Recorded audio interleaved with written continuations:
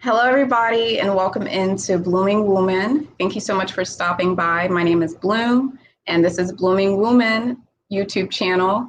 Welcome in, everybody. Today is going to be a very special topic that we're going to talk about, and I have some really special guests for you guys. So today's topic is going to be about the Kemetic ways of life and being, and understanding that completely, okay? So hello to everybody inside of the chat, Cosmic Thoughts, Lovely Nubian Queen, Melanated Royalty, and Touch of Midas, Gail Laquette. Hello, everyone. And without further ado, what we're going to go ahead and do is get these two amazing guests inside of here. So we have Ptah Asar, and we also have Jehuti Asar. Welcome.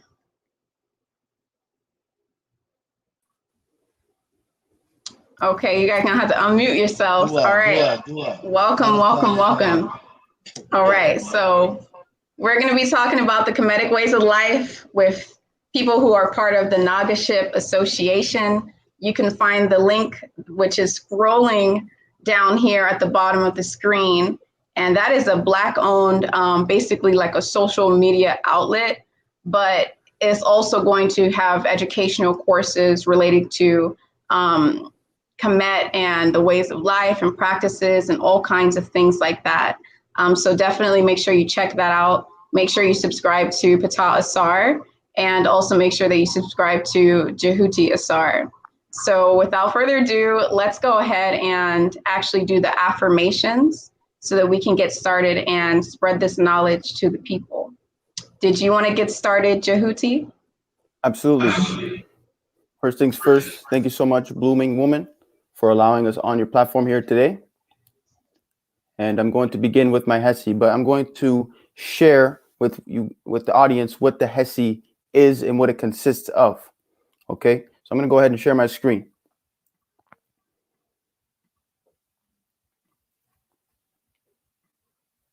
Okay, so this is a page on the Nagaship website.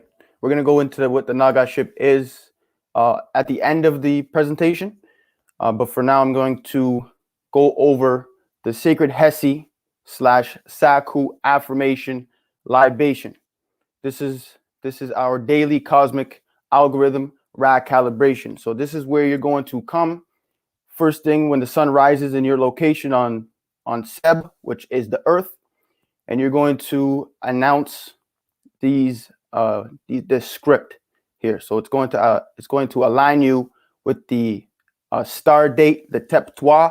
It's going to align you with the cosmos. It's going to align you with the date of that day, the actual date, the star date. Okay, not the Gregorian date, not the fraudulent Gregorian chronological timeline date. Okay, so I'm going to continue, and you can see here. This is our today's mathematics. So from mathematics from mathematics you get mathematics. Okay, so this is our original form of language. This is where all things come from. This is where existence comes from, is mathematics. Okay, so this is our mathematics for today, but allow me to begin the Hesi. Hetepu, dua, duau, anazarak ramech, Hotep. Greetings and divine greatness, divine excellence to the first families of the New Age order.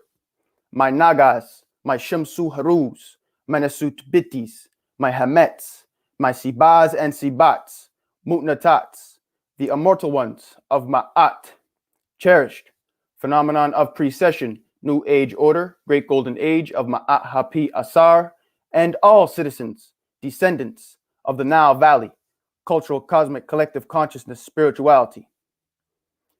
O Ast Mut Poitnetru Pa Nebu, the mother of the Poitnetrus, the mistress of Pet, the maker of mankind, she who is mighty in Usur Medu Nefer Heka'u, divine words of power, mother of all initiations. Bless us humble servants for Ankh, life, being, now present. For we seek the counsel of the ancient ones and practice daily the ancient Ma'atian ways and ancient Ma'atian truths. We strive evermore to become one with you in this world and in the existence to come. We ask that you bless us on this 196th day of the year after the helical rising. 164 days remaining until Ubin Suptit Cyrus rising. Upawat, Samatawi, Wep Renpet Dejid Heb, New Year's celebration. The 16th day of the 6th month of Het Haru. The 2nd day of Tuamutef. The 16th day of the 3rd month of the 2nd season of Aket, Renpet, year number 10, AFNK/ST, after the founding of New Kemet, Naga Kemet, Samatawi, phenomenon of precession, New Age order, Great Golden Age of Ma'at Hapi Asar, aka Aquarius. Fraudulent Gregorian chronological timeline date, Friday, February 5th, 2021.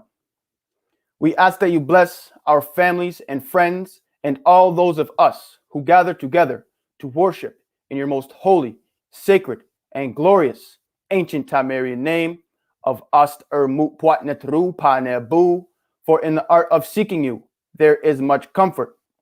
So as it is spoken, so let it be written, so let it be done, so shall it be, for now and forever forward. Ra Neber Teshara, Panatar Apu Pamaat, Unk was the Jed, Unk Unja Seneb, Uben, Nefer Iker Panabu Haru Ma'ati, rising always in divine excellence, in divine greatness, with Ma'at, every day, all day, Atumra Pertotep. Dua. Dua. Thank you for that.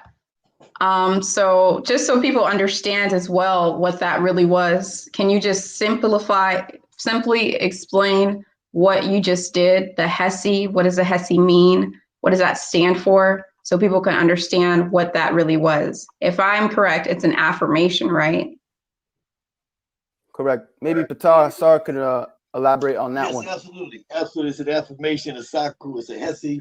It is a frequency which attunes you to the cosmic forces, the Netarus, the gods and goddesses, our ancient African indigenous primordial spirituality. This is a frequency. And what he just did was he connected you to the first frequency specifically. He called upon the ancestors, the ancient ones, and the Netarus. And he connected you to the stars that move around us, which connects us to the cosmic tapestry, the cosmic fabric of the universe. So in this Hesi is dedicated to us. She is the mother of all the Netaru, the gods and goddesses who exist here on the atomic plane, which are humankind. And he identified us where the star is. So some people in their Hesis or their Sakus or libations today, which is all watered down, because it's all about pouring some water in a plant and saying, I say, I give thanks to this person, which is great and which is lovely. But this is a new age order. We just dawned upon the great golden age of Ma'at Piasar. Okay, we have to be able to adapt, to adjust, to alter, change, and rearrange. And right. Because we are at war. We are at war with our very existence. The continuity of our existence depends upon us knowing and not believing. We have to be able to identify this scientifically with the sacred science, the divine math, and our cultural, cosmic, collective consciousness, spirituality. So he connected you to what day it is. What is today's date? I bet you if you ask yourself what today's date, I bet you know that today is, what is it on this fraudulent Gregorian chronological timeline? Today is January or February. Today's February the 5th, 2021. Everybody knows that, but do they know that today is Tuamutep, the 16th of Hedaru? Okay, this is where we have to begin to communicate and to be able to connect to our spirituality. So it's no longer spookism. This is science. He has mathematics. He just said it's the 196th day of the year after the helical rising, which means that if you're counting, you know that there's 164 days remaining because there's only 360 days in a year. They have 365, but he's going to break it down later in that calculation. A young Siva, Jehudi Asar is going to break down the Shanu legend. But then we tell you, it's the 2nd day of Tuamutep. It is the 16th day of the third month of the third season. So now you know you're connecting your physical being with the cosmic environment, and you're frequentizing with electromagnetism, and you're igniting your pineal gland so it begins to discrete. You're igniting your chakra so you feel these goosebumps now. This is your body remembering, because we're in a state of amnesia right now. We're suffering from PTSS, post-traumatic slave syndrome. So let me just say, after he just finished his essay, that dua, dua, dua, Jehuti Asa, your words are Macharu, you are truth and righteously great. You have commanded the cosmic forces that allow afford you love, guidance, protection through the daily experiences upon will matter.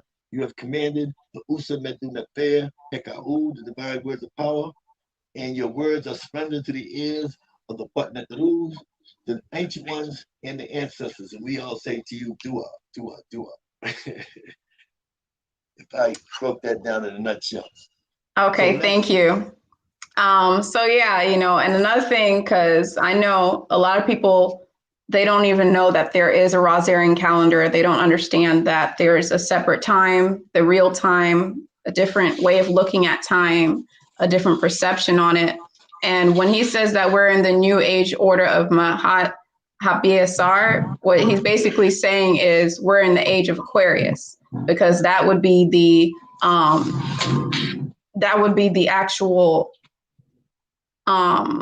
translation for Aquarius inside of the Egyptian translation. Okay, so let's go ahead and bring up the slideshow so we can get started on explaining the Kemetic ways of life and being and everything that you really need to know, so that we can explain that to the audience and they can grasp that information. This is really important information, guys, because this is the type of information that's going to help to open up your, what you would call seventh chakra. This is going to give you the ability to know thyself, know who you are, know where you are, know everything about what is real, you know. So this would be considered like occult knowledge, but really it's just the truth.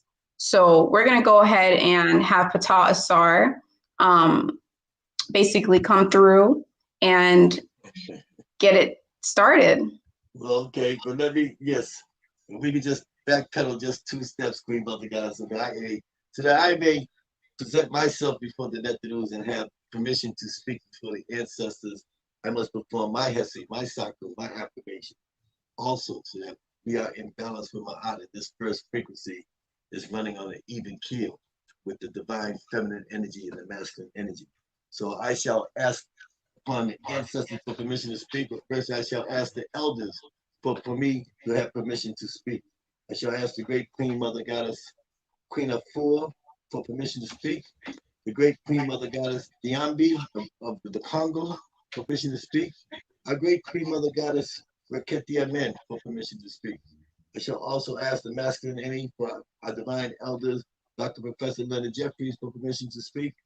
I shall ask for Baba Suni Valentine for permission to speak. I shall ask for permission from Baba Samaj Patel for permission to speak. Great Siva Mefundishi for permission to speak.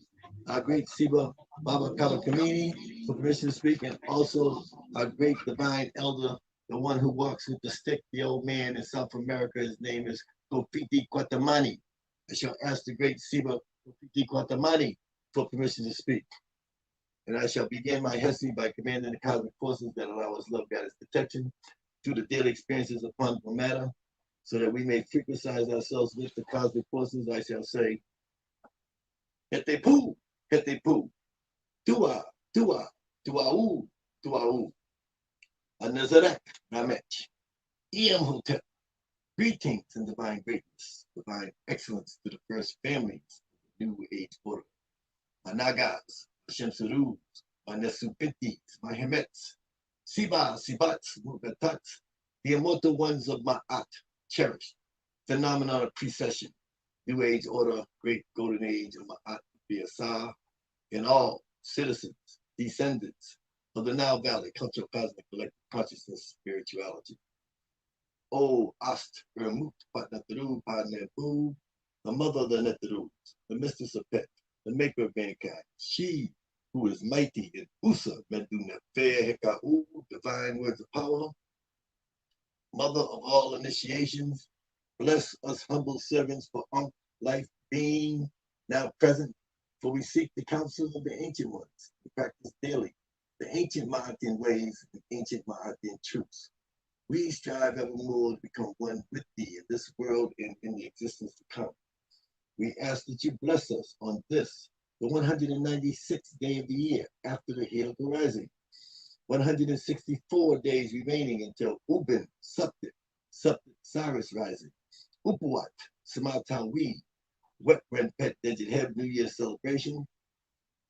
The 16th day of the 6th month of Heru, the 2nd day of Tamutef, the 16th day of the 3rd month of the 2nd season of Aket, year number 10, AFNK/ST, after the founding of New Kemet, Nagaship, Samai Tawi, phenomenal precession, New Age order, great golden age of our previous. We ask that you bless our families and friends and all those of us who gather together to worship in your most holy, sacred, and glorious ancient Tamari name of As Ermut Patnataru Panepu. For in the act of seeking you, there is much comfort. So as it is spoken, so let it be written, so let it be done. So shall it be for now and forever forward. Ra Nebateshara, Panata Apupamaat, Onkwas Dejet, Onkuja Seneb, Uben Nepi Kiepanebu Ma'ati, rising always in divine excellence with Ma'at, every day, all day. Dua, dua, dua. Thank you very much, my great Queen Mother Goddess. So we shall begin. Today's topic of discussion is the Kemetic ways of life and being, our cultural, cosmic, collective consciousness, spirituality. Would you like to add anything before I go through Jehuti Asa? I'm just going to ask Bloom if we're going to go through the slideshow. Your mic's muted. Yeah, that's exactly what we're going to get straight into. Thank you guys so much for the affirmations and for allowing, a chance to speak and asking the universe and all that for a chance to speak and performing your HESIs. So go ahead and pull that slideshow up so we can get started. Okay, I got the screen shared right now. Can you see? Yes, we can see. Okay, so sorry, Siba. So just again, my name is Jehuti Kepra Asar. I come from the temple of Teshepara, and I come to you today on behalf of the Nagaship Association. Pata and I, we are the founders of the Nagaship Association, along with 2 others. And we're here to bring cosmic awareness, spiritual consciousness, and universal enlightenment to the Ra Mech, which means the first families. The family with us today in the audience, the common unity, the community. Okay? Pata, would you like to add anything? Yes. And the other 2 members of the cornerstones of the Nagaship, Asma Tefnut, Joy Allen, and Ramu Tef Kweb, who are listening in right now. We want to say dua, dua, dua to you, who are the founding members of the Nagaship Association. And for the Ramech, the first families, in order for us to exercise you properly, we want to introduce to you right now the Livit, the 5 golden rules of the Livit. We do not have a diet. We do not operate under any Hellenistic rules. We have a livit because living is in the word. If you have a diet, die is in the word. So you already know you're already programmed to die. We are raw program ourselves, raw remembering our divine birthright. So we have a livit. And the 5 golden rules of the livit are, first of all, the stomach is the key to salvation. The food that you eat should be as the air that you breathe. In order for you to understand this conversation we're about to have in a minute, we're getting ready to go cosmic. We're getting ready to take you into your cultural, cosmic, spirituality. So I must try to fill your frequency, your body with the proper frequency. And so you have to know that the first rule of the livit, is eat only of the seed. Rule number 1, eat only of the seed. If it doesn't have a seed, do not put it in your mouth. The only thing you put in your mouth that doesn't have a seed is water and also your mother's nipple when you're a baby. Rule number 2 is never eat and drink at the same time. Do not mix your solids with your liquids, because when you do, you create an acidy brew. In other words, while you're eating, don't drink at the same time, because when you do, you create an acidy brew. You eat your solids, and then when you're chewing your solids, it produces the liquids, which will help you to digest the food. Now, you wait 45 minutes minimum for a novice. I wait 2 hours, maybe 3. Then I drink my fluids. And rule number 3 is eat as the table earth prepares the food. Very simple. From the vine, from the tree, or from the ground. Okay? And rule number 4 is never eat to your fill. Do not glut yourself. Do not overeat. It's unma'atin of you. Plus, you're going to shut down the whole body because you're going to sleep all day if the body's overloaded. And rule number 5, only 5 rules. Rule number 5 is to fast occasionally. For certain periods of the year, you must refrain from eating to detox, cleanse, purify the body of all the contaminants that you've been putting into it. And we usually perform these fasting these fasting moments. We usually perform these within the Ipetru, within the Shabbat, ancient Rasaurian Kemetic solar system lunar calendar, during the seasonals between the equinoxes and the solstices, and some people do between the full moons, the waxing and the waning, and so on and so forth. But it's necessary to cleanse the body because you're trying to receive the frequency which is there awaiting you. So, them are the 5 rules of the living. And so what we're going to do now is we're going to elaborate and express ourselves upon the spirituality and the Kemetic ways of life and being. So we say life and being. So we want to begin to remember that this is our story. This is not Black History Month. We are celebrating Black Our Story Month. Everything must be turned back to our story, not his story. We cannot begin to disseminate information in historical content, because his story has nothing to do with our story. The reason that we're in the position we are today is because we are enslaved ourselves into academia, and academia is based upon his story, and his story began when we became mental, physical, spiritual, subjugated slaves. They call us injured humanity. And this spans backwards on the Gregorian chronological timeline, only 5,000 years. So we've been in this position for 5,000 years. But before that, the previous million years, we were the Neterus. We were the kings and queens of this planet. We were the Nagas. We were the universal monarchs, because we knew of our cultural, cosmic, collective consciousness, spirituality. And we taught this to the whole world. So that's what we're here to do today, is to express to you this trend of thought. Okay, so I would like to present, before he goes into the slides, so that we can frequentize everybody and loosen everybody up. I want everybody to be all tensed up here. Okay, so we're going to perform a few short poems. And the first poem would be, do you know what it feels like to be an uncrowned Nasut Hemet, king and queen, lacking honor, a crown, a throne, a Merku, a solar silver lunar calendar, and just about every damn thing? Well, let me tell you of our story, of our most earliest ancient African indigenous primordial ancestors in their glory. Those of us who were born from the great line of Nasuts and Hemets. Those of us who were born from the great lines of Nasuts and Hemets, kings and queens. From diamonds and pearls and emeralds and all sorts of precious things. Everyday trinkets for those of us who were born from the great lines of kings and queens, Nasuts and Hemets. Everyday trinkets for those of us who were born from the great line of Nasuts and Hemets, kings and queens. But without your past, you can only live life in half. Half man, half woman, half beast, half slave. And this trend of thought is all that you have sought, all that you have bought, without knowledge of yesterday, without knowledge of yesterday.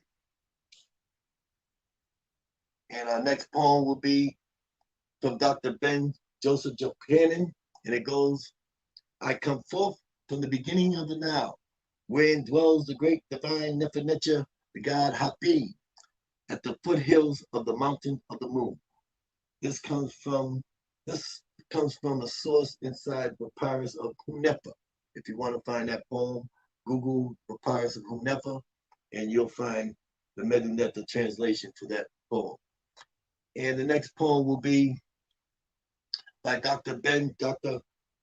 John Henry Clark, who says that which does not bring about your liberation or immortality was designed specifically to ensure your mental, physical, and spiritual subjugation. And therefore, it must be tossed, thrown away into the trash can icebox of European history, predicated upon the Hellenistic paradigm doctrines of humanity. If you listen to Dr. John Henry Clark, you hear him say this all the time. So I wanted to honor him today with that poem. And the next poem would be from the Temple of the Nagaship. It goes, "Oh, let not the flames die out, cherished age after golden great age, in its sacred caverns and holy temples cherished, fed by the pure Nagas, Shamsarus, Mesupitis, Hemet, Siba, Sibats, the immortal ones of my cherished. Oh, let not the flames die out." And our next poem will be Anuk Haru. Anuk Haru. I am Heru. I am Heru. I give you my wings so that you may fly. I give you my eyes so that you will never die. Oh, you divine Nagas, Shamsarus, Mesupitis, Hemet, Siba, Sibats, Muratats, the immortal ones of my cherished. Gather, gather, come hither, come thither. Rally unto me, and I will lead you to the true, righteous, Ma'atian path of immortality. Follow the movements of the stars, Subdit, Cyrus, and Ra, and you will find yourself in a perfect state in space and time. Acknowledge the divine cosmic environment that you are seeing, and you will desire to acquire the ability to experience the phenomenon of being. Thank you. All right, now let's get over to the meat and the potatoes of the soup, okay? What everybody is really waiting for now. So let's get into this slideshow, right? Okay. Thank you so much for those poems. I hope everybody enjoyed that. So let's get straight into explaining and really simplifying it so that the viewers can understand, because a lot of the people who are viewing this don't necessarily know certain terms or know the language. So we got to make sure that we're simplifying it and really teaching it in a way that everybody can understand it. So let's go ahead and jump straight into it. Okay. So first of all, everybody has to know that you cannot know who, what, where you are without knowing the origins of your existence. So this is what we're going to explain. The origins of it's called the Zep Tepi.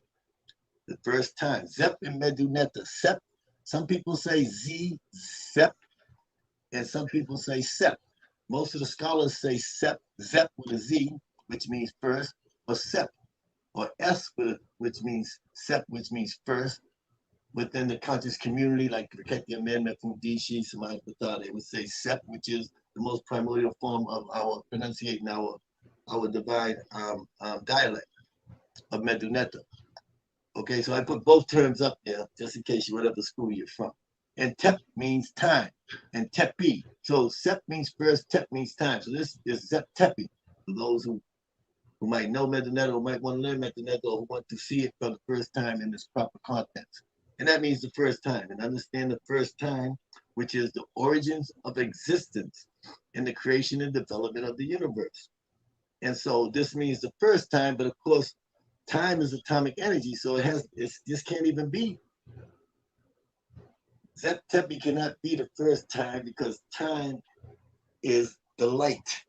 The light, time is the movement of the light from one point of distance to another through the void deep dark cold space. So we're talking before time. So my young Siba, young master teacher, Jyoti Asar is going to elaborate later on an atomic level. I'm going to bring you subatomically. I'm going to bring you into the primeval ocean of nothingness, into new, show you the process in which occurred in which the creator was able to separate itself from out of the primeval ocean, out of a state of inertness, of energy, thought, feeling, and non-motion, and the creator brought forth motion, because motion is a requirement in the separating of the collective energy. So this here is what they would call the Ogdads, or we call the ancient ones, which are known in the Medunetta text, and through scholarship, you would know these as the Kemetic. The Kemetic are the primordial 8, okay? And most people, when you look at the primordial 8, you would call it, you would say that the first one was Ankh and Ankhet, or Amen and Amenet, however you want to use the A, but we would use Amen and Amunet, but we're not going to use it as Amen and Amunet, Nununet, Kekeke, because that's an acronym that spells Ankh. That's why they use it in that form, because it spells Ankh, you know, and it sounds good while you're facilitating your narrative. But that is corrupted information, and that is not how we teach in primordial temple discipline within the temple or within the Nagaship. We teach you the pure essence of our primordial cultural spirituality. So we would use Nu and Nunet as the first couple, because Nu is the primeval ocean. What is the primeval ocean? The primeval ocean, scientifically, I'm going to break this down, because if you don't get it today, don't worry. As you travel hither and thither upon the terrestrial plane within the atomic domain, north, south, east, west, just know that this is the Per Temeru, the chapter of coming forth by day and knowing the continuous perpetual evolutions around the Teshara. And you always turn back into the rebroadcast of the Queen Mother Goddess Bloomingdale Mack show and listen to it again. Okay? So Nu and Nunet is first, because Nu is the primeval ocean, which is the void within the void. Okay? So Nu would be first. Next would be Ket. Ket is darkness. Ket and Keket would be darkness. So darkness would encompass the void itself. The void of deep, dark, cold space would become Ket and Keket. And then He. He means eternity or everlastingness. So He is the two H's with the sun disk in the middle. And his feminine counterpart would be Hehet. So Hehet would be eternity or everlastingness with the sun disk in the middle, which represents the measurement of this movement or span, or the boundaries has a measurement. This measurement would be encompassed within these two deities. And then we have Ankh and Ankhet, or Amen and Amet. Amet to round out the end. And Amen means the hidden one. Okay? In Medunetta. So now you're able to begin to comprehend some sense of clarity, but not yet. Okay? Because there is no clarity and there is no spookism in our cultural spirituality. You have to be able to triangulate at all times. So we triangulate it with our cultural spirituality, which means we know the names and the Medunetta. Then we must balance it with science, sacred science, and our divine mathematics. Every number, every name is given a number and a value. And so once you begin to triangulate, and if each angle does not balance to the next angle, then you know that there is not balance in the scale. So when we begin to understand, you have to be able to understand, first of all, we understand the time, but we did shows before this for those who have followed us. The young Siva is going to cap and review at the end or the middle of this orientation narrative I'm into right now. He's going to follow this up. And I wanted to get this out because we're going to present to you the RSGUT, which is the Rasaurian Grand Unification Theorem. This is called the RSGUT, the Rasaurian Star Grand Unification Theorem. This is the Grand Unification Theorem. There isn't one book on the planet that has a Grand Unification Theorem. Einstein could not unify the field forces. Stephen Hawking could not unify the field forces. And of course, Isaac Newton could not unify the field forces because nobody can explain gravity. And of course, we know there is a great Siva melanated persuasion named Dr. Gabriel Yibo, who has the profound mathematical equation, GI, J equals 0. And we give great honor to our great Seba, Dr. Gabriel Yevils, but he does not explain gravity. He does have a mathematical equation which breaks down periodical tables of elements and atomic energy. He takes all the 118 periodical tables and breaks it into one element. All he does, he adds, if a helium has a proton, neutron surrounded by a nucleus has an electron, he has 2 protons, 2 neutrons, 2 electrons to come up with lithium. And he just adds another proton. All he's doing is adds another proton, another electron, and which was ingenious of him. So we give all our praises for his mathematical equation. However, they claimed that they wanted to give they wanted to award him with the Nobel Peace Prize in physics, but they said now that it is just a geodynamic description of the universe because it does not explain gravity. So Brother Kaba Kamini came and he helped them with to infuse our culture, cosmic ectoplasmic spirituality with the Shabaka stone, the Kemetic, and try to bring in the third part of this triangulation, and it's coming along very great. But this book has been published for over 40 years now. I want you to see the book. It's called The Cosmic Egg, aka The Primeval Germ, a journey of 59 plus 21 zeros. And inside here, we have broken down the RSGUT, which is the grand unification theorem, which is E plus P equals L. Energy plus power equals life. Energy, Ner, plus power, Usa, equals life. And also, we'll put a hyphen under it. It means being. So everybody thinks that the see, you have to be, there's so much confusion in your understanding the way you've been taught and conditioned in scholarship that even this symbol here, the second oldest and written spoken word in our language is called the Ankh. That's why they tried to cinemize this Ankh with the Kemetic as Ankh because it means life. But Ankh does not mean life. Stop saying it means life. Stop teaching our young Sebas that this means life. It means being. It is the key to life, but it does not translate into life. Just like these beings do not represent life. They represent being. This is what we're here to do. We're here to acquire the ability to experience the phenomenon of being. Because life, there is no life unless there's light. So when we receive life, it's because we receive the light. If the light, the sun, does not exist, then there is no life here on the planet. But there's still existence, okay? There'll always be existence, which is encompassed by being. So we have to begin to begin to comprehend and see things esoterically within its cosmic metaphors, which are revealed in the revelations of understanding how to extract this information from the cosmic forces that afford you love, guidance, protection through the daily experience of Pandora matter, which are nature, which are the elements. We call them in the temple the Netaru. You might call them gods and goddesses, but they are alive. They are real. The light shines its light down upon you. It's radiant. Whatever the light touches, it's going to create a shadow. So you ask yourself, what is the shadow? Nobody knows. You can ask yourself this question all day long. You're not going to know what that shadow is because you're not using African spirituality. You're not using your cosmic sense. You're using European common sense. We don't have common sense. We are cosmic. The Greeks are fond of logic. We are not logical. We are cosmical. So once you understand that the light shines as radiance on anything, it creates a shadow. And so if the light is a hydrogen, a proton, if the light is atomic energy that has electron, a proton, and neutron surrounded by a nucleus, which gives it atomic energy. This atomic energy becomes, now the light shines down on this object, creates a shadow.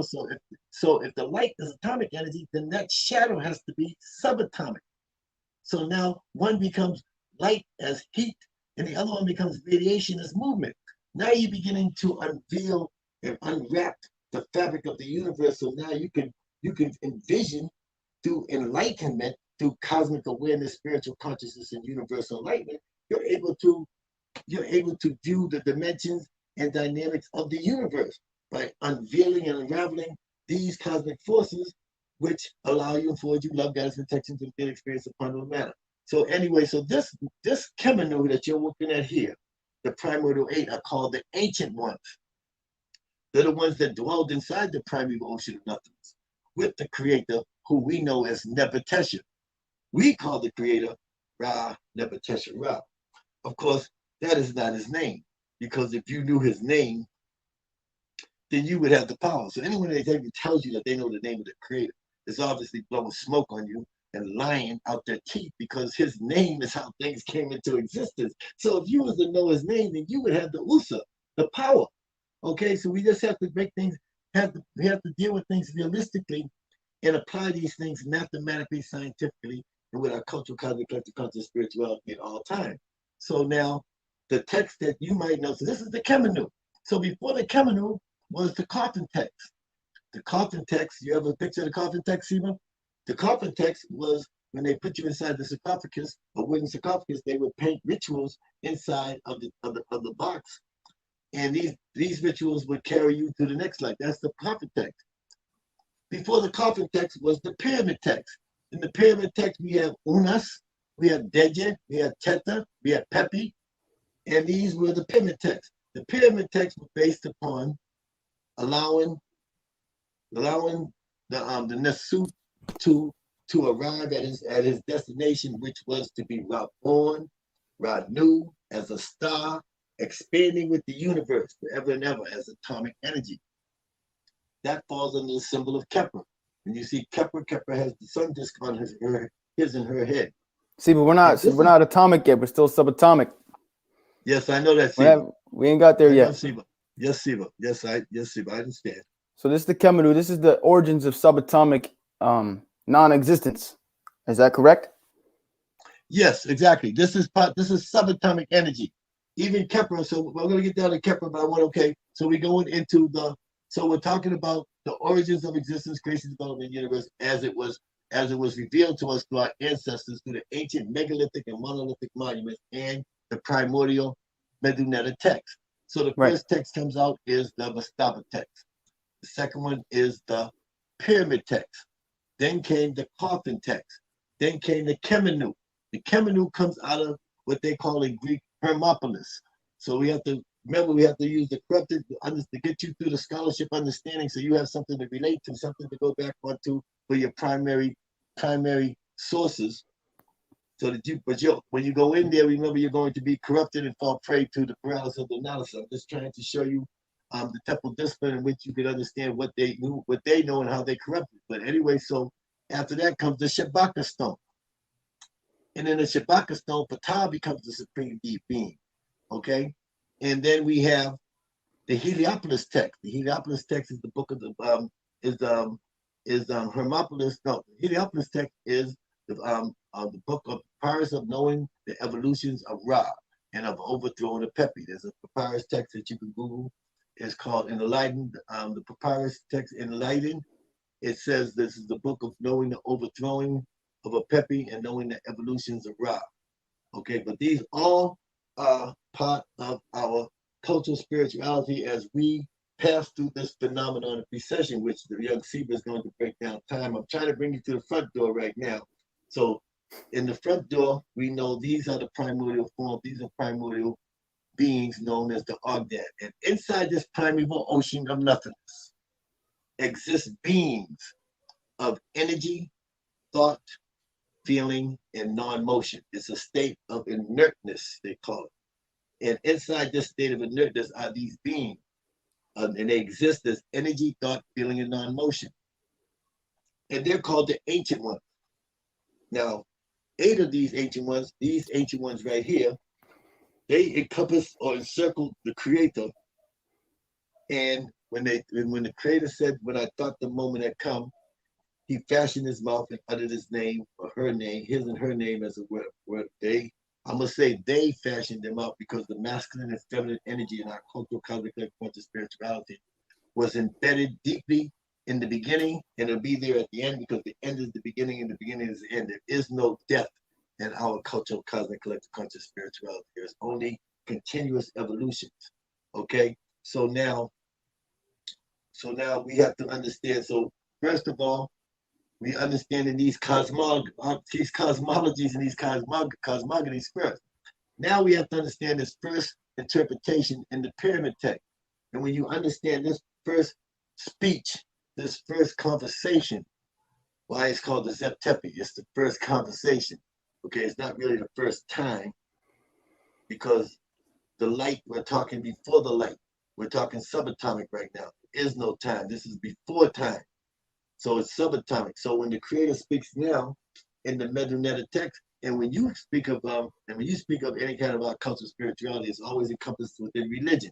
So when you see this text, and when you hear these words, you hear it from Cecil Day, the Bill, the Mill, the Ten Commandments. You might hear it from the Bible. There's some foolishness, some foolish story that was made up that tells you that I am that I am. So even the Greeks and the Romans and all the invaders knew of this story of I am. But what they did was they would not elaborate on this story or relate to the phenomenon of succession within it, because if they do, they would have to reveal to you our story. So instead of them telling you our story, they corrupted it, plagiarized it, and fragmented it, and made it his story or history. So now you're a historian. So if I was to ask you anything about our story, you don't even know. But if I asked you about history, you got a PhD. You got a master's degree. But you know nothing about our story. So we're going to discuss our story. So with our story, the original text goes that I am he, she, who existed in the primeval ocean of nothingness, eons and eons of oceans ago, before the beginnings of time. Can we get a Radha Teshira and some to fluctuate the PowerPoint?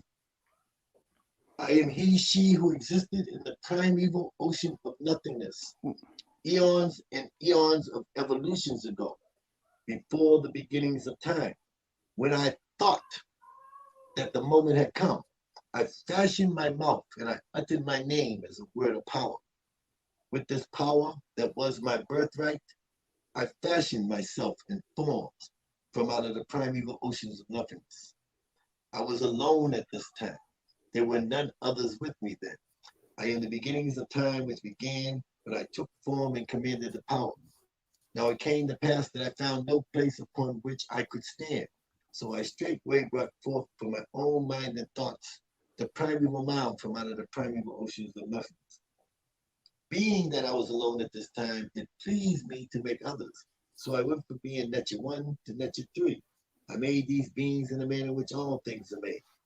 I, Ra Never Tesha Ra, the he, the she, the mother and father of all existence, I embraced my shadow and I grasped my member and I loved myself. I issued forth the Necha Shu and I multiplied his forms millions and millions of times. I gathered a portion of the remains and I swallowed them, and I spat forth Tefnut. They are my heart and soul, twins born of the same birth. And when you find the one, you find the three, for the three is of the one, and the one is of the three. Shu and Tefnut had union and gave birth to seven Nut. Seven is the earth, Nut is the sky. In a similar manner, I multiplied their forms millions and millions of times. Seven Nut had union and gave birth to the what Neterus, or the earth Neterus. And their names are Siba. Could we go back real quick so that we can go in order of the of Ron Batishra's development on each slide? Because I think I lost you there. Okay. Yes. You. I just okay. If you can see, I'm on the second one here. So you got to step by step here, okay? Because I wasn't keeping up with you there. Okay, no problem at all. Okay, I just wanted to let them know this is the cultural, cosmic, collective culture, spirituality narrative. Okay. Now remember, you got this in your pocket now. Now we got to put the sacred science and divine math. You have to triangulate it. You have to put all three together. So here we are.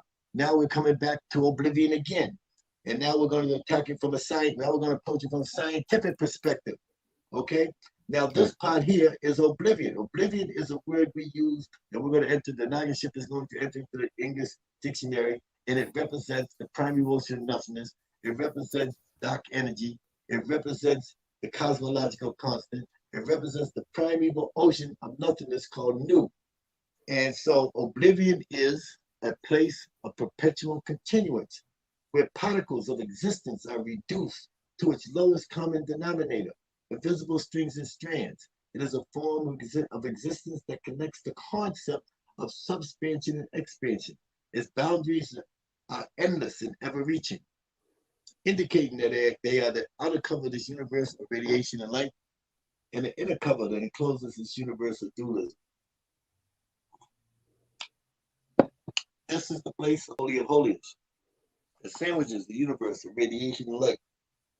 This qualifies it as the place of plane where matter can be reduced, absorbed, and then stored for the purpose of continuous perpetuation, where particles of the light and radiation are collected for the redistribution process involved in continuous evolution.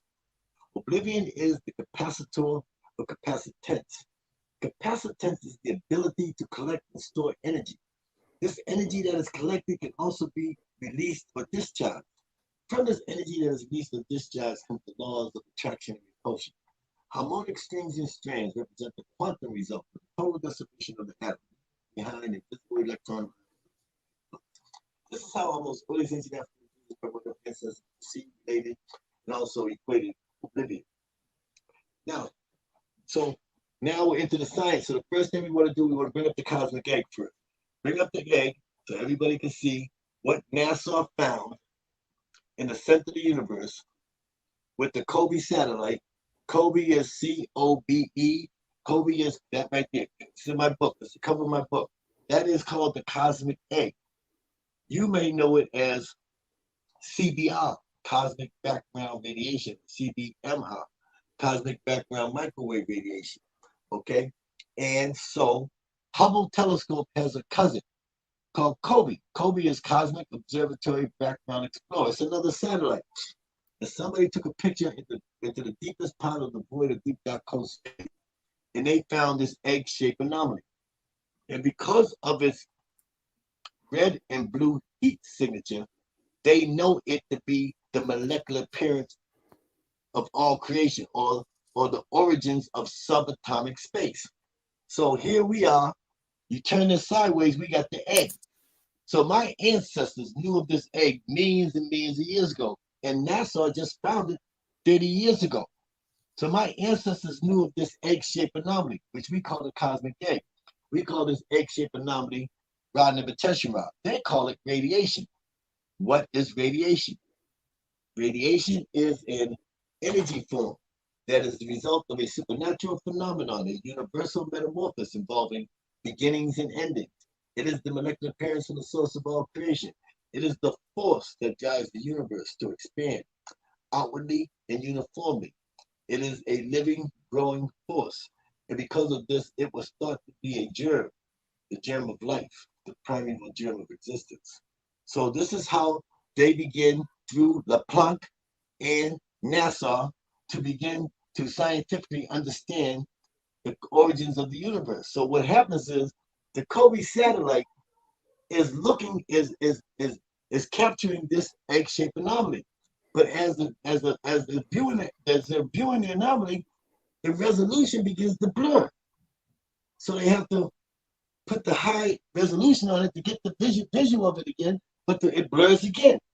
So the Kobe satellite has what they call photospectrometers on board. They're heat sensitive, because everything has a heat signature. So they're picking up another heat signature that's all around this egg.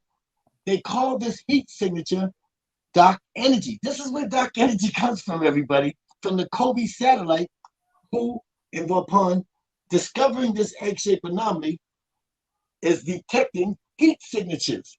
So they know that this is dark energy. So as they isolate dark energy in the Kobe and the cosmic egg, now it blurs out again. But they've already isolated dark energy. Something else is there disturbing the resolution. Here comes dark matter. Okay?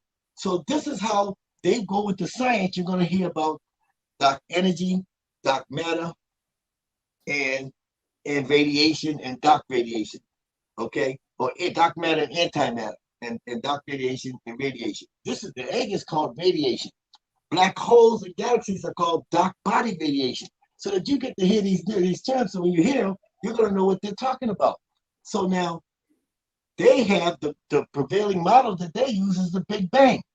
That all these gases came together, fused together, and boom, it exploded. And and the universe started expanding uncontrollably in a state of chaos. That's out of some Greek mythology of Zeus and the Titans ate their father, or some stupidness that the universe is expanding chaotically. There's nothing chaotic about the universe. The universe is expanding outwardly and proportionally in a harmonious manner. Okay? So now when we understand the breaking down the science, so you have to understand the science part in order to break it into our cultural spirituality, or it becomes spookism. This is not spookism. This is sacred science. This is divine math. This is our cultural cultural spirituality. Then we're going to add astrology and astronomy to give us absolute accountability and star validation. This is called the RSGUT, the Rasaurian Star Unification Theorem, and this is the cosmic thought. So now we have the science, so now we have to break the science into what are the primordial field forces. There are 4 field forces, everybody should know. These 4 field forces are called electromagnetism, the strong force, gravity, and the weak force, in that order. So when we break it down from that text I just told you, of Ra Never Teshuvah, to the oblivion, to the egg, we add the sacred science and the divine math, and we know mathematically that Ra Never Teshuvah has 4 attributes of manifestation. This is how you relate the Medu Netta text, the cosmology, into the sacred science. Or if you don't do it this way, you'll never be able to comprehend its divine. Thank you for the donation, Queen Mother Goddess. Queen Mother Goddess Asma Tapu Joy Allen has just donated $9.99 from the Memoirs of Kemetic Dynasty to Bloomingdale Mack's platform of the Blooming Woman. And we thank you, Queen Mother Goddess, and we say dua, dua, dua to you. Yeah, that was actually a while ago. I'm just bringing it up on the screen. For any of those who are wondering, like the Memoirs of a Karmic Dynasty is also one of the 4 creators of the Nagaship Association. If you guys are not subscribed to our channel, make sure you do that. And once again, the Nagaship Association is basically like a virtual temple, okay, Egyptian temple that you can go to, all Black social media. There's courses, there's all types of things there. So if you don't have an account, then you're missing out. But yeah, continue. See, but yes, we go through. This is cosmic now. This is the cosmic revelation. This is the cosmic thought.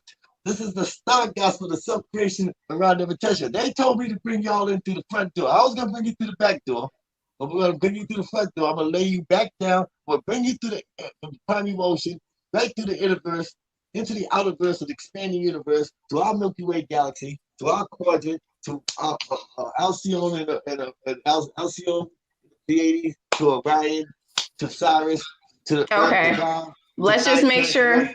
Let's just make sure that we transition as well, so that way we don't. We need to get all the information that we can on each slide, but we got to make sure that we're still transitioning into making that transition into the next phase. Okay. So yeah, let's go for it. Absolutely. The infinity, all of that. See, but we've been subatomic for 1 hour. Yeah. We've been on for an hour already. Yes, we've been subatomic for an hour, man. It's getting cold. You know what I mean? It's getting cold out here. Need some atomic energy in here, please. Gotta get there, man. What you can do is just go to the next slide. We gotta explain this scientifically. Jump to the next slide. You move the slide. Now we gotta explain. I can't move no faster than the slide's moving, Steve. Seems like that slide got stuck. But anyways, okay, well, you still haven't.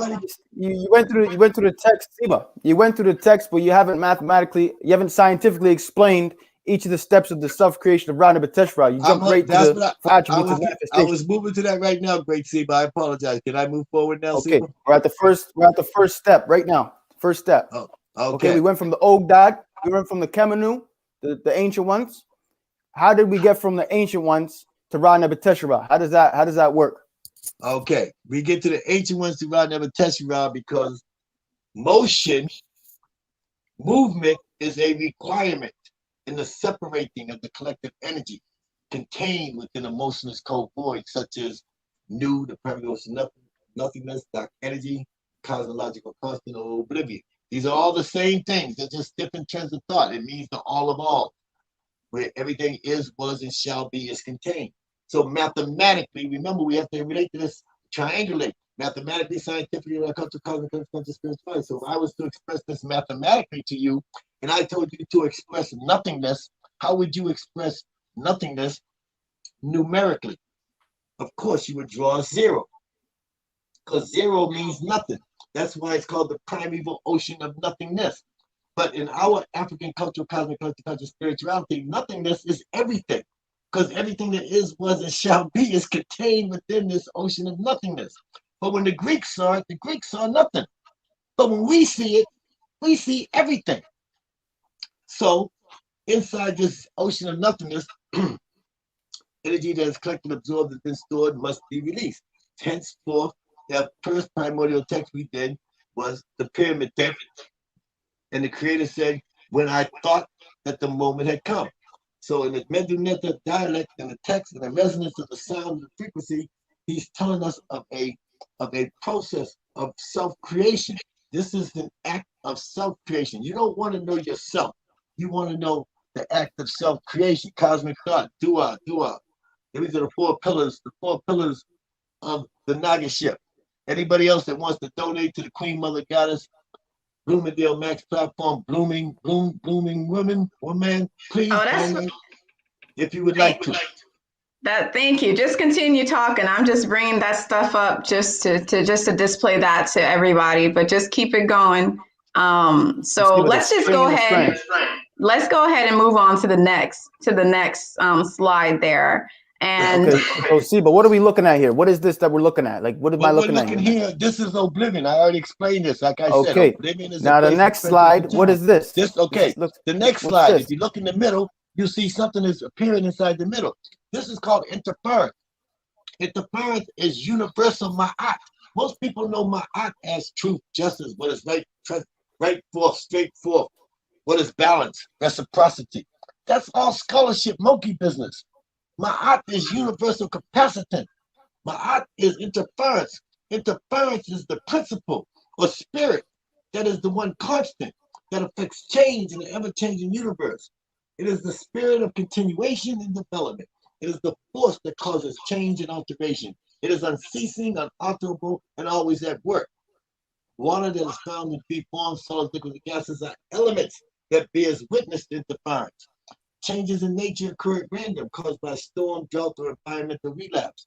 Interference is all of these things. It is the reasons for the colors of light. It is the reason that radiation radiates. It is the master of death. It cannot die. There's no force in the universe that is older than this.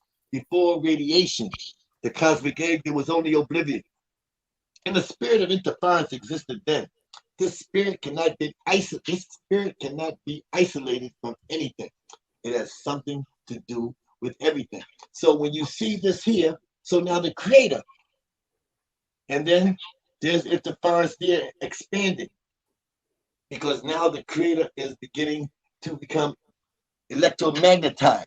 This is when the field forces, this is how we connect the four primordial field forces of electromagnetism, weak force, strong force, and gravity, which equate to our cultural spirituality as the first attribute of manifestation of Ra Neferteshar is Temu. Temu means to think. Temu means thought. Okay, see, but what about the string and the strand here? What about this this string here? What is this going negative, positive? What's this? Okay, that's okay. The string and the strand within that process and series right there represents, you see the positive on one side, the negative on the other. Because now the creator is stepping out of oblivion. He's stepping out of the primeval ocean of nothingness. He's stepping out of the void and creating a void within the void. So in considering the concept of magnetism, which produces the concept of attraction and repulsion, 5 phenomena must be understood. They are the 2 voids, heat, movement, and being. Without any other single phenomenon, the others would not exist. They are interdependent upon one another. Their presence allows purpose, function, order, and law. One void is the result of being, and the other void is the product of being. That is to say that the void of deep dark cold space is a requirement, necessity of being, while the void of oblivion is the origin of being. So the creator comes out of oblivion. And when the creator speaks their name as a word of power, the door opens up. Enter the second field force, primordial field force, which is the strong force. which becomes the second attribute of manifestation, which is patah. And at this time, the door opens up. That's that string. The string and strand, that represents astrophysics and quantum mechanics. It's called the string and the strand theorem. It's in science. You learn about the string and the strand. So when the creator released themselves from this primary motion of nothingness, there was nothing but the piece of hair on your arm. And so the creator had to embrace ma'at, interference. And the creator became electrically charged. That's why there's a positive, negative at the top. At the bottom of that string, there's a plus. That is the charge, electromagnetic charge, in which the subatomic particle embraced. So at one end of the string is split into two, just like you would put into a wall socket like a plug. There's splits into two, which is the masculine and the feminine, and the other side splits into two, which is the masculine and feminine. This is how the masculine and feminine energy was there from the beginning, and it'll be at the end. There is no masculine without the feminine. There's no feminine without the masculine. This is called the laws of universal dualism. So now you have to remember that this energy that's collected, absorbed, and then stored had to be released, and so it's releasing itself. So the creator says, first you must release yourself. So the creator released himself by pronouncing his name as a word of power. Then you must seek out yourself. Now the creator, you have to seek out yourself because the creator had to overcome the sensation of weightlessness. This is called gravity. These four figures that you see surrounding the creator, around Nebuchadnezzar. These are the four attributes of manifestations around Nebuchadnezzar, which we created this schematic, this PowerPoint, to give it more visual context for you. The top left is Temu. You see Temu in the top left corner has his hand on his head. He's thinking. If Temu is thinking, Temu in Medunetta means to think. Temu means thought. Temu in Medunetta means to plan. Temu is equated to mentalism, which becomes electromagnetism. Then on the far right, on the other side, top right, you have patah. The bottom right. I'm sorry, the bottom right. The bottom right is patah. Patah is the second attribute of manifestation around the Teshra because patah is the door. Patah in Medunetta means the door. Patah in Medunetta means the opener. And when the creator spoke his or her name is a word of power, Usa Medunetta Gahu, divine words of power, that energy that is collected, absorbed, and then stored had to be released. So the door opens up. So patah becomes the second attribute of manifestation. Patah becomes the second primordial field force, which is the strong force. Now, the creator says that it came, and the text says it came to pass that I found no place upon, just what he's saying in Medunetta. When it came to pass, I found no place upon which to stand. So I straightway brought forth from my own mind and thought, the primeval mind from out of the primeval ocean of nothingness. So now the creator is describing a sensation of weightlessness. This is the equation which no one else can pop. Could not understand it because they will not go into our culture, cosmic spirituality inside the Medunetta text, the pyramid text, the quantum text. And if they do go into it, they extract it and fragment it, plagiarize it, and corrupt it. And then they feed it to you as history. This is our story. So this becomes Amen. Amen in Medunetta becomes, Amen in Medunetta means the hidden one. He or she who's hidden. And Amen becomes the primordial mound. He says, I straightway brought forth from my own mind and thoughts the primeval mound from under the primeval ocean of nothingness. So, because the creator was experienced a sensation of weightlessness. Weightlessness becomes gravity. Weightlessness means he had to overcome the sensation of weightlessness, so he had to find some place to stand upon. He had to overcome the field force of gravity. He had to become gravity. So that's the third attribute of manifestation is Amen. So now the creator says in the pyramid, so we have to bring this to the pyramid text in order to bring spirituality into it, to make the mathematics and the science to have sense to it, to have fabric, to have tapestry. So the creator says now in the pyramid text, the creator says, now it came to the creator said, being that I was alone at this time, it pleased me. It pleased me to make others. So I went from being nature 1 to nature 3. I made these beings in a manner in which all things are made. That's how the text goes. But scientifically, we know that now the creator after taking shape, because first you must release yourself. Then you have to seek out yourself. Then you must overcome the sensation of weightlessness. And then you will acquire the ability to experience the phenomenon of being. Because remember, what we're talking about is being. Back to the original conversation, that the Ankh does not mean life, the Ankh means being.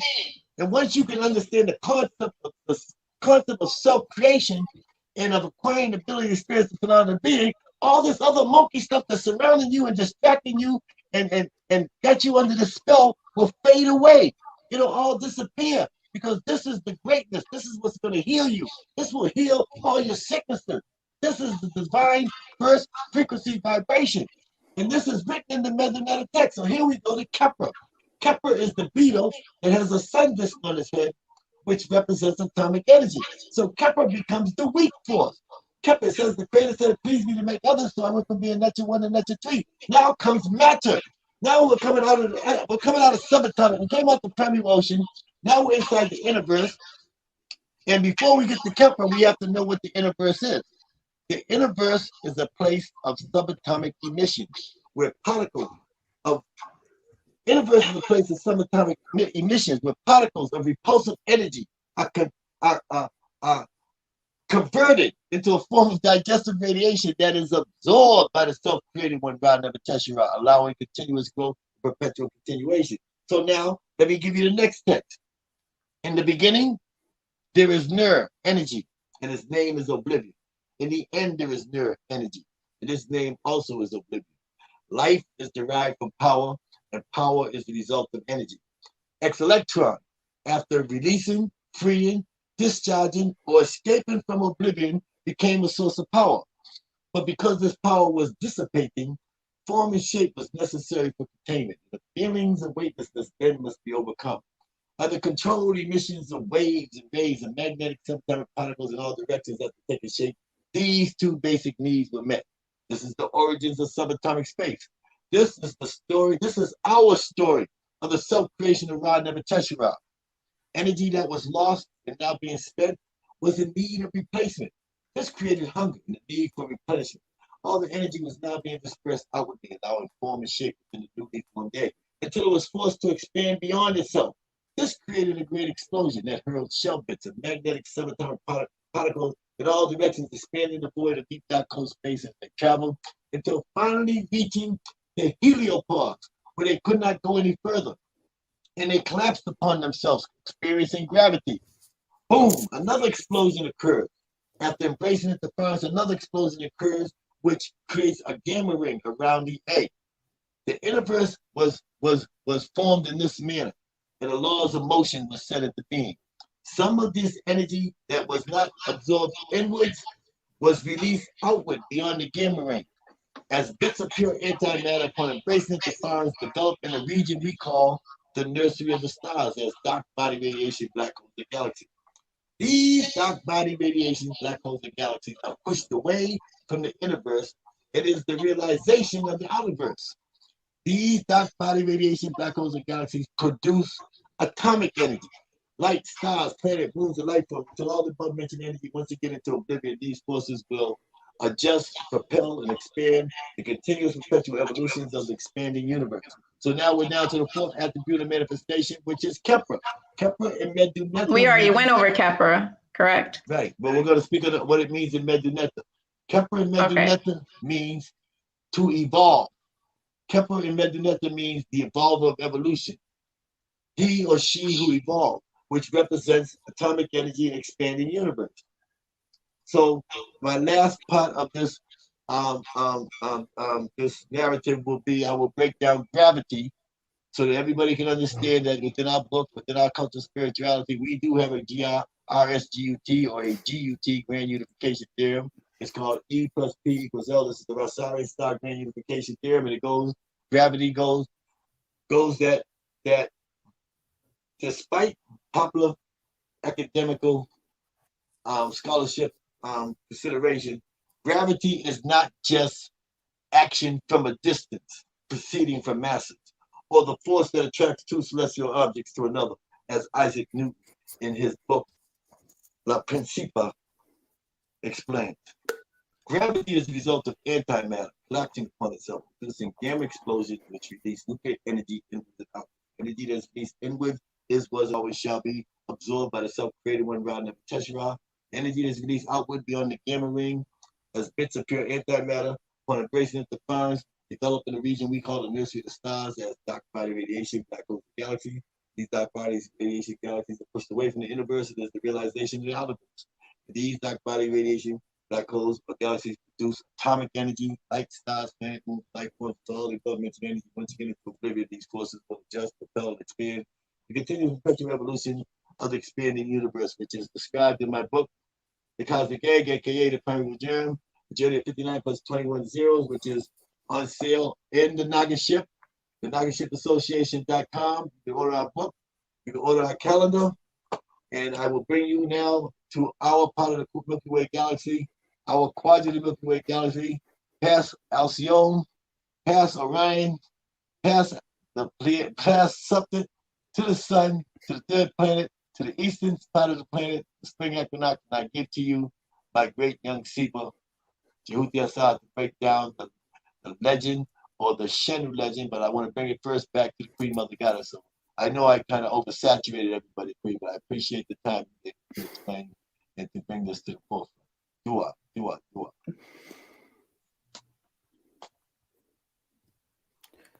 Bloom, would you like me to continue? Yeah, so here's the thing. It's oversaturated, but it's kind of like, you know, there's only a certain way to kind of explain these kinds of things. And the only way to go into it is to kind of oversaturate it. But this is one of those videos where you're going to have to basically watch it over again in order to really absorb all of the information. Patasar, even though your name I think is spelled incorrectly on there, but Patasar,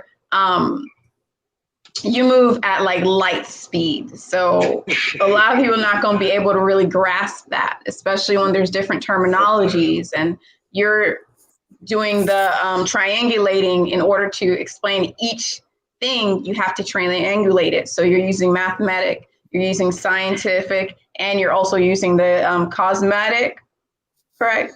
So cultural spirituality, yes. For spirituality. So that is why it's so dense. Just so the viewers understand that. So that's what we're talking about when he talks about triangulating things. And this is how things have to be explained when it comes to this stuff. So now we can go on and move into the legend. And what that basically is, just to let some people know, is if you guys saw my live on the Rasaurian Calendar to help spread knowledge on what time really was and how the calendar really should be like and how it always has been basically before any of the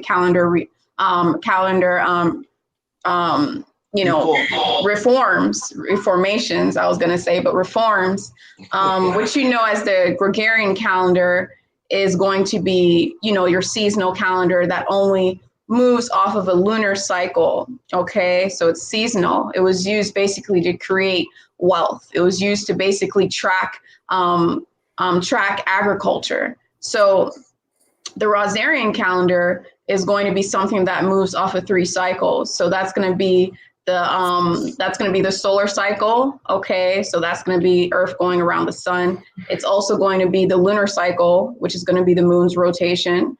And then it's also going to be the phenomenon, it's going to be sidereal, so which is the phenomenon of precession. And that's when Earth's tilted off its axis. And that also makes its own rotation. And in order to really understand time and make a calendar, you have to include all of the rotations. So what this is right over here, the Great Legend, this is basically being able to put it into a graph and mapping it out for everybody to understand. So Jehuti is going to go ahead and break it down for you guys. You can go for it. Thank you so much. But before, am I coming through clear? It was breaking out a little bit. Let's try again. Okay, here you go. Okay, I can hear you.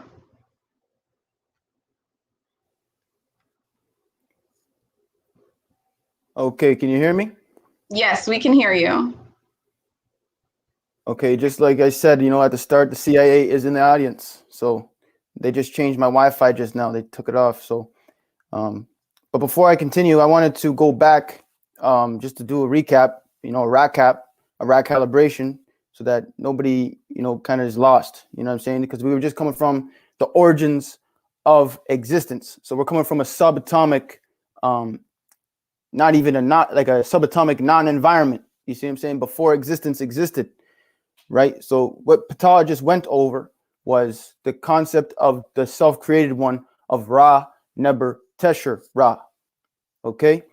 And that consists of the 4 primordial field forces, which are Temu, which means to think, which is the see, but I apologize. Temu is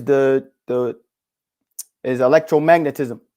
That's the field force that Temu represents in the four field forces. And we have Amen, which is the hidden one, which is gravity. We have Ptah, which is the strong force, which is the opener of the ways. And we have Kepra, which is the atomic energy, which is the essentially the beginning of all the stars in the sky, essentially. Do you see what I'm saying?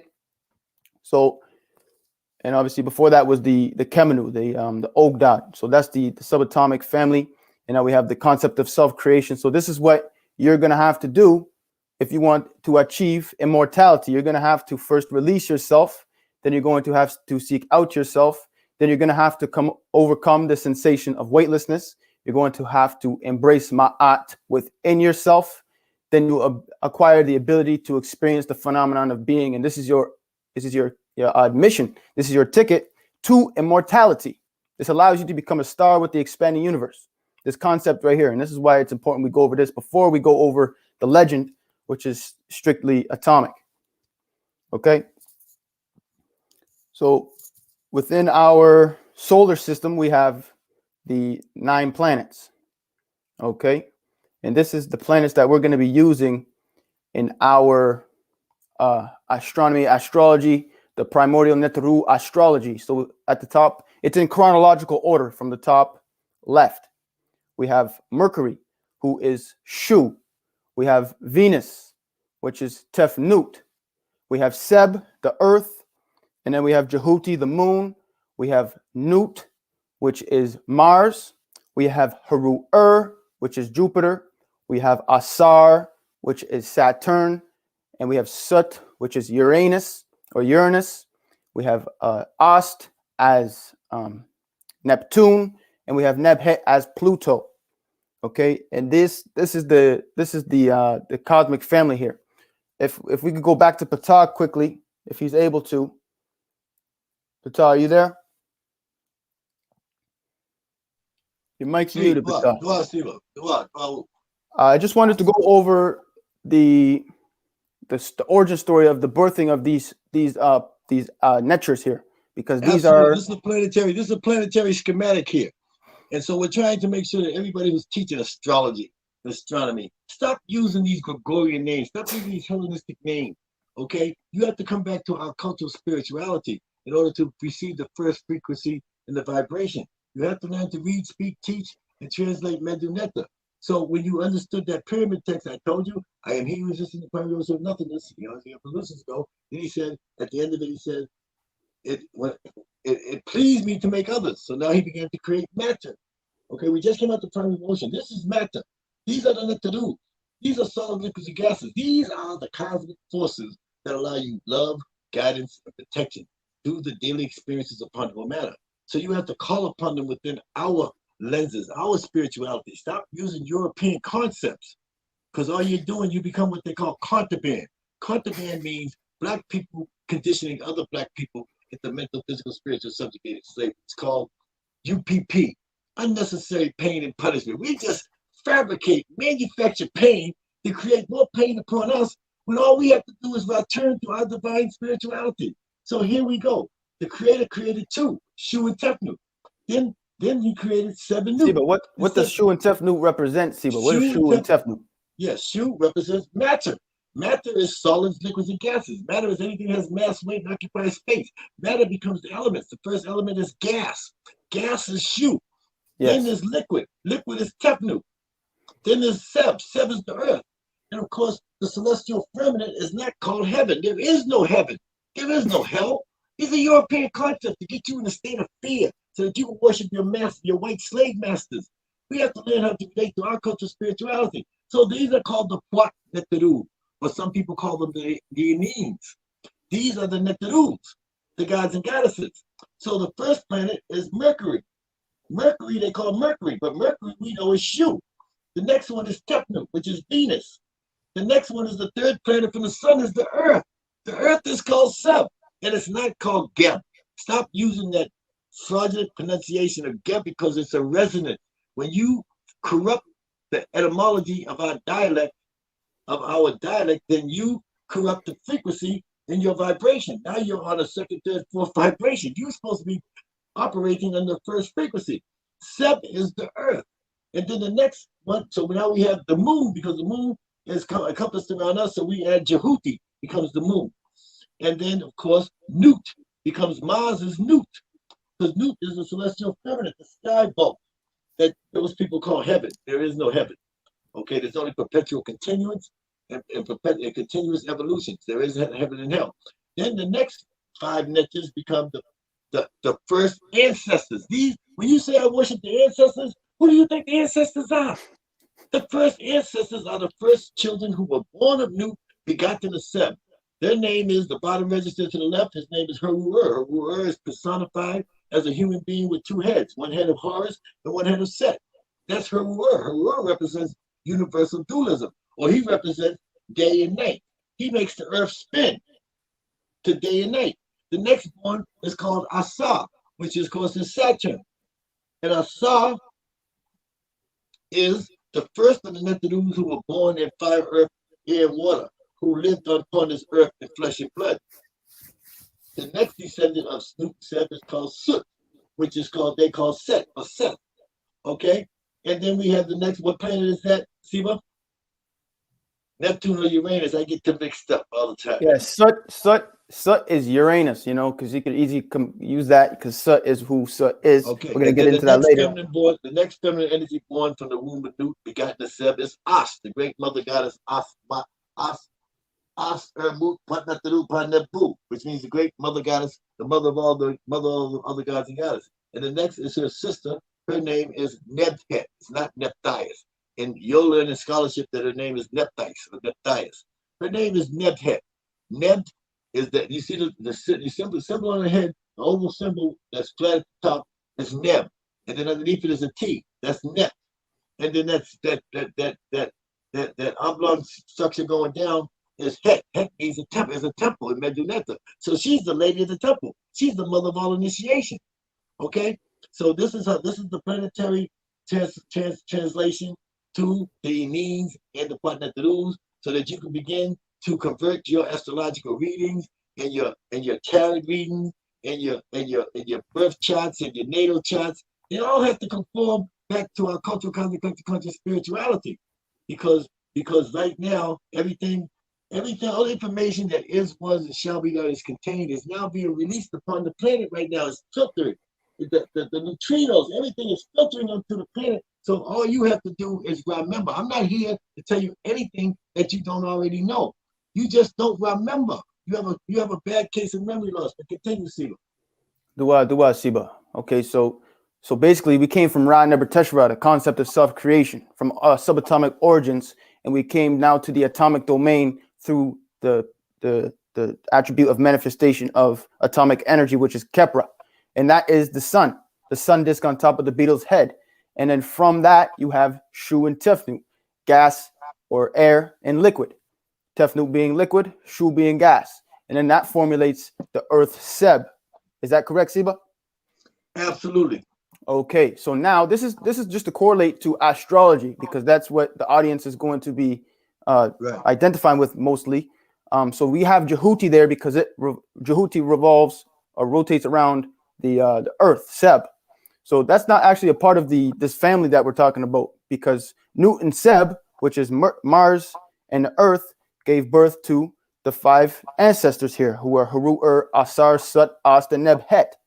Okay, and these are the planetary bodies that we put them in this order because this is the order in which they were developed or born. Depicted, right? Depicted, yeah. So I'm gonna move on to the legend. Wait, so and then also go back to that slide again. Sorry about that. And then also just explain what's in the back. I know you guys already talked about it, but people probably don't see that there's actually another one inside that, right in the back, the big yellow. Yeah, that's the sun. I should have made it brighter, but that's the sun. That's all the planets come from the sun, right? So they're all born of the sun. They'll come from the atomic domain, which is Kepra. So all planets come from the idea of Kepra. You see? The light. The light. Awesome. Right. Okay, they all, everything has one common denominator. What he's doing, he's explaining to you the Shenu. This is called the Shenu legend. And of course, the Queen Mother Goddess's platform is not enough time for us to finish this whole narrative. No. So tomorrow evening, we will be on Crumb TV. Bringing the receipts, we're going to be on Crumb TV. We're going to break down the birth of the Shenu legend.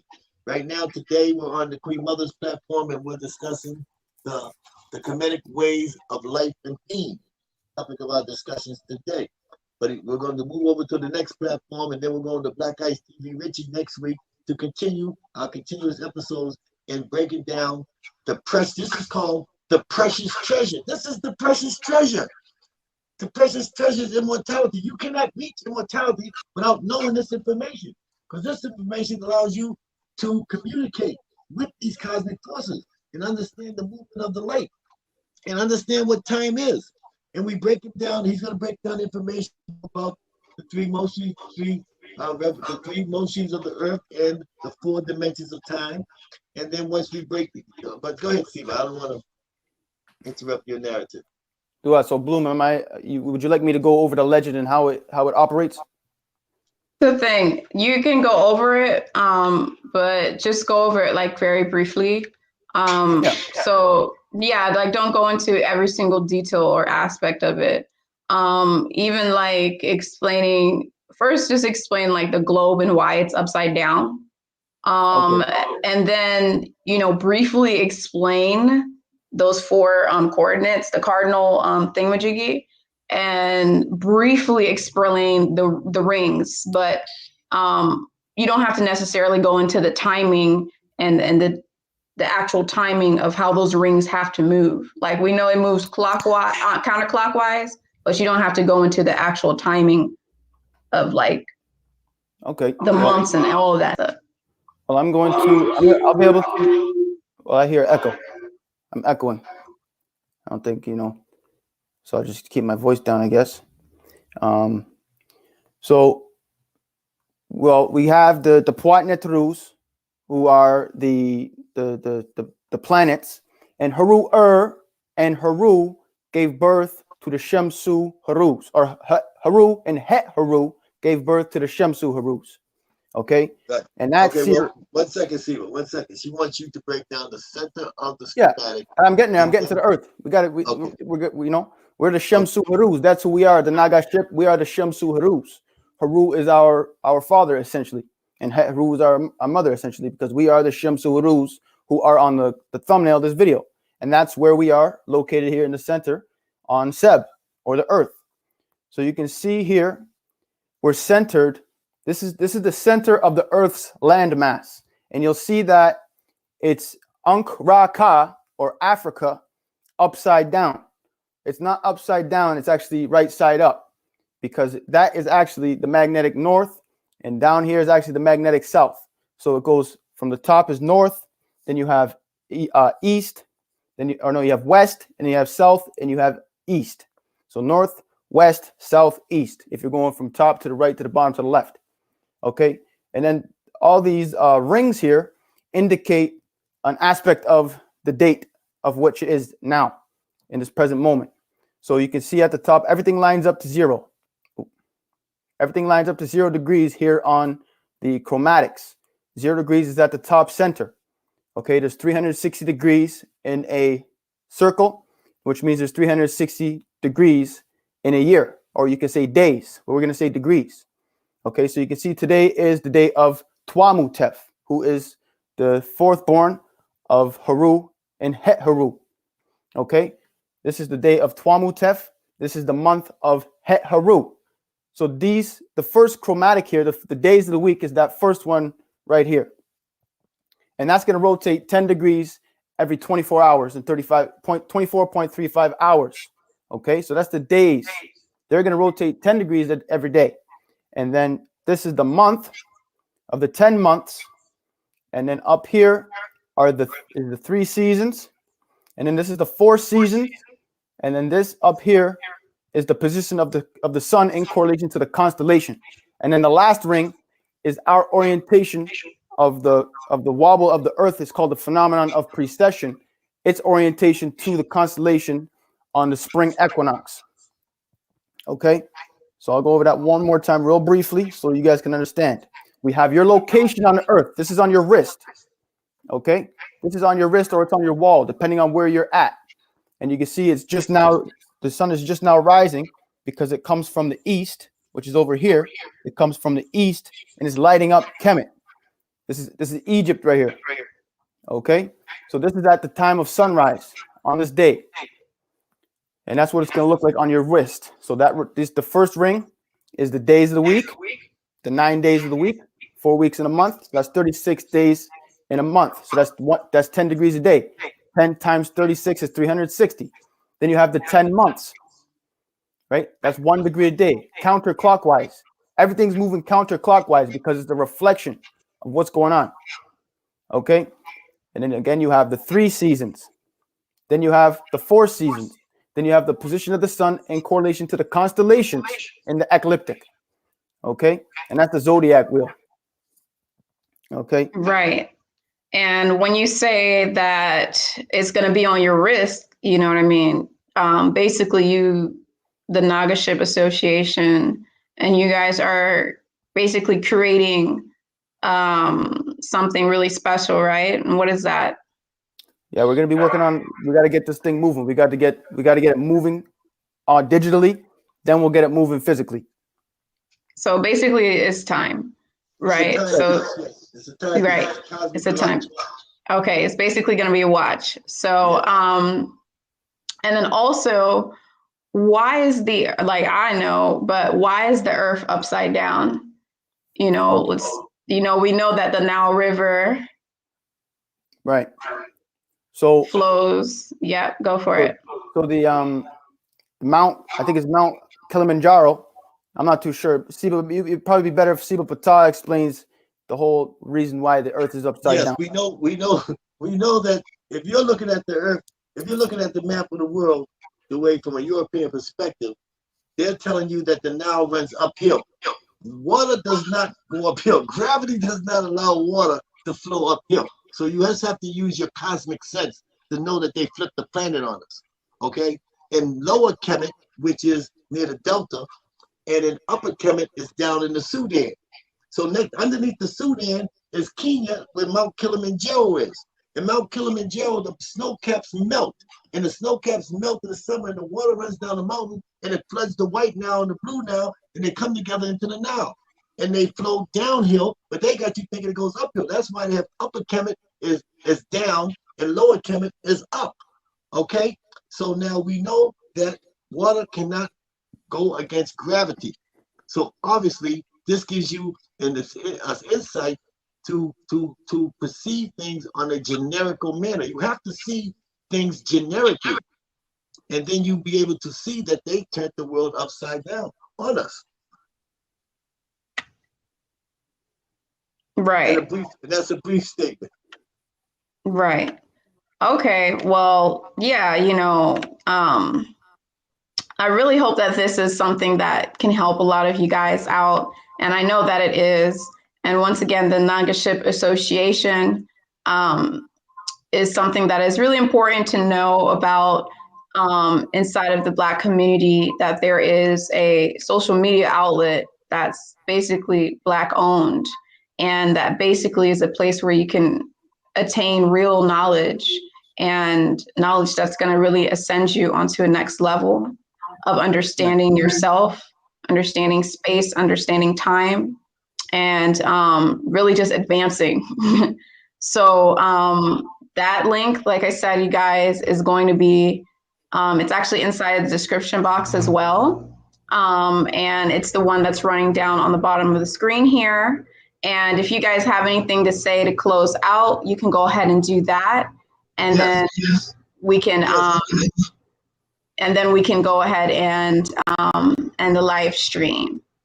Yes, we would like to let the young Siba, Jehuti Asa, bring everybody into the Nagaship, show them how to register, let them see what the Nagaship Association is, what is its purpose, and what is it that the Nagaship Association can offer the community, the Ramets, the first families. Okay, great. Well, I just wanted to finish on the legend. You weren't able to see what it looks like on the new year. So you can see here is the symbol of Subted Cyrus rising, also known as the helical rising. And this is what happens on the eastern horizon. It happens on July 25th, where the star Cyrus A and Ra, our sun in our solar system, rise on the eastern horizon at the same time. So then when this gets here on the chromatics, that's indicating it's been a full new year and we're beginning the new year. It's been a full year and we're beginning the new year. I just wanted to throw that in to make sure that everyone's aware of that. Because the Earth, what? Because how many motions are the Earth? Bring it to him. You might as well bring it to him since you brought it up. I'm not sure what you're talking about, sir. That is the New Year's, because that indicates scientifically that the Earth has rotated. The Earth has revolved around the sun, and when the sun revolves around the sun and returns back to its original position in respect to the fixed stars, then the star and the sun appears on the horizon on the Giza Plateau on the Nilotic Meridian. And this indicates scientifically and mathematically that our Earth has made one complete revolution of the sun, which makes it a year. It's called the aging process. And we call this the Red Pet. This is the New Year's. This is the time that we celebrate the Earth Neturus, because the 5 Neturus, like he said, there are 360 degrees in a circle. So there's 360 days in a year. Well, how did we come to the 360 day, but the day is 365 days? That's because under the first graphics of the calendar, the solar calendar, the solar lunar calendar, is that the Earth has 3 motions. It rotates on its axis 24 hours in every day, 24 hours and 35 minutes in every day, which means that when it revolves around the sun, there's only 360 degrees, 360 days. But the Earth also has, today we have 24 hours in every day. You said there's only 24 hours in every day. So when it's a 24-hour day on the first rotation, then that means the revolution becomes 365 and a quarter days. Now the Earth has a third motion, which is tilted 23.5 degrees from vertical, which makes the Earth wobble.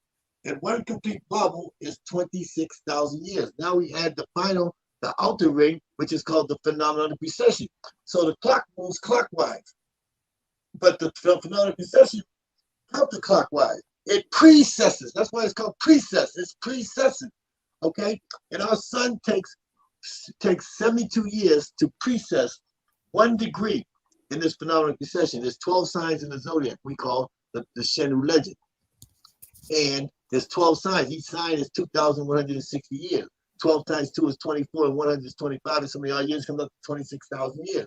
And this is how you begin to understand the concept of motion and time and how it relates to us and our spirituality. So that's the mathematical and the scientific explanation. How does that relate to our cultural spirituality? Because there's 360 days in a year. These next 5 days, these are the days that you've seen in the planetary schematic. You've seen Heru, Asa, Sut, As, and Nebet. These are the 5 days that added on to the 360-day orbit. So on July, is equivalent to July 19th on the Gregorian calendar, is 360 days. So the next 5 days are not on our calendar. We operate these days as fasting, festival, prayer, celebration, and observance. We celebrate the birthdays of the first ancestors. This is how you connect back to your spirituality. This is our cultural spirituality. So we celebrate the birthday of Heru on the 20th, the birthday of Asa on the 21st, the first day's birthday of Suk on the 22nd. Now on that day, I light a candle. I don't hang out with my Uncle Set because he's the reason why we got. But he's like that uncle you just don't bring home because he's a pedophile. He's the one that fondles the children, sells drugs, or whatever you want to say. But he's in the family. We have to respect him. He's a mathematical equation. So we respect him. The next day, the 23rd, is the birthday of As. Then the 24th day is the birthday. Pata, you're moving way too fast. We basically already gone through all of this. So we trying to close it out now. So y'all said y'all want to do show the website. So let's focus on that. And then we're going to do our closing statements. Do what? Okay, well, can you guys see my screen? Can everybody see my screen? Yes, we can see your screen. Okay, well, this is Nagaship.org or NagashipAssociation.com. It takes you to the same place. This is Nagaship.org/dua, D-U-A, and this is going to allow you to align yourself with the stars and calibrate yourself for the day. And ask the ancestors, that allow you love, guidance, and protection through the daily experiences of ponderable matter, right? They're gonna allow you after you align yourself using the DCA, the daily cosmic algorithm.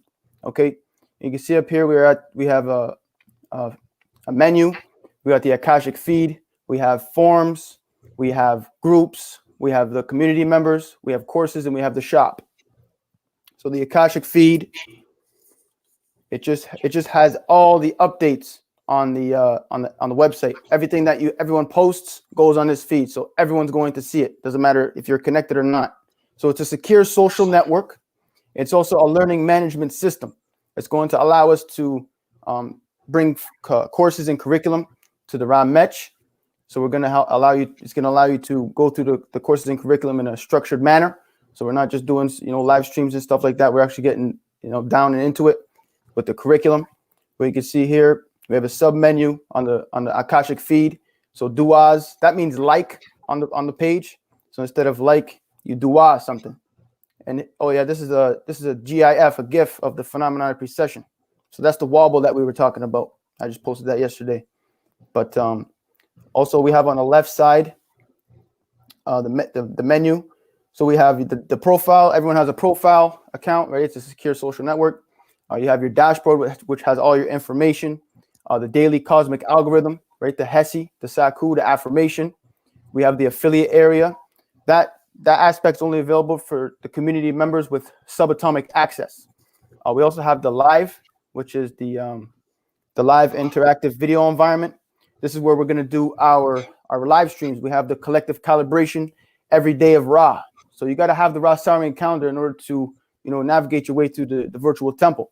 So every day of Ra, we're going to have the collective calibration where we come and do a live stream. If you want to ask questions, you can do so. If you have something you want to share, you can do so. We also have the live classes. The live classes, again, are only for the subatomic access community members. So if you want to enroll and get the premium access, you got to sign up for the subatomic access. Okay, if you want to get to the live classes. And also we're working on a Naga Live where you're going to be able to make your own live interactive video environment. We're still working on our courses, but for subatomic access members, all the courses are going to be free, but the curriculum is going to cost because the curriculum is like a structured, it's a longer form of an enlightening process, right? And we also have the messages, right? Our messaging system utilizes 128-bit encryption. Use a 128-bit encryption format so that the messages will not be able to, no one's going to be able to access your information. And that's one of the main purposes for the Nagaship Association is to, moving into this new age is to make sure that we have a place where we can come to and, we're secure. All of our information is not getting sold out to these third parties. Everything is encrypted and secure here within the secure social network of the Nagaship Association. So if you'd like to join, feel free. Right now we have 113 active users. And again, if you want, we can check out the Naga shop. We have the publications. We have the Rasaurian Calendar. We have the Cosmic Naga Swagger collections. That's our merchandise shop. You want to go check it out, go ahead. Again, we're working on our curriculum, our courses. And that is our website here, if you would like to come check it out. Thank you. Thank you for that. I really hope everybody checks it out because it's really important. I have an account there as well. And it's really important to have a social media platform in this age of Ma'at Asi. Asar,